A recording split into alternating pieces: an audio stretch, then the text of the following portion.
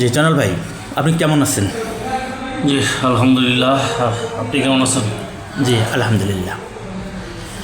আপনি রংপুর 4 পীরগাছা এবং কাউনিয়া উপজেলার যে বেকার যুবক আছে সেটাকে নিয়ে অনেক ভালো একটা চিন্তা করেছেন, যে প্রায় 45,000 যুবককে আপনি প্রশিক্ষণের মাধ্যমে কর্মসংস্থান ব্যবস্থা গ্রহণ করতে চাচ্ছেন আর কি।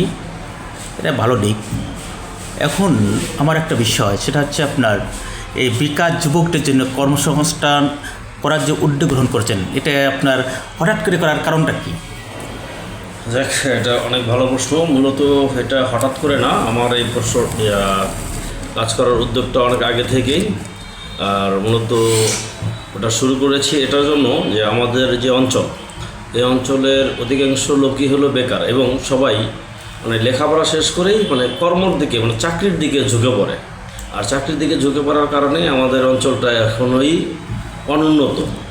যদি চাকরি না করে ব্যবসা বা ব্যবসার দিকে যুক্ত বা অন্যান্য ইয়ের দিকে যুক্ত ছোট ছোট ব্যবসা করুক, যদি করতো তাহলে অন্তত দক্ষিণ অঞ্চল থেকে আমাদের উত্তর অঞ্চল অনেকটাই সুন্দর হতো। এবং আমাদের উত্তর অঞ্চলটা হচ্ছে গোল্ড, যেমন মানুষও গোল্ড, তেমন আমাদের জমিটা, উর্বর জমিটা, এটাও গোল্ড। কিন্তু আমরা এটাকে পরিপূর্ণভাবে আমাদের অঞ্চলের লোকজন কাজে লাগাইতে পারতেছে না। আর এটাও বুঝতে পারতেছি কেন লাগাইতে পারতেছে না, কারণ তাদের সঠিক গাইডেন্স নাই।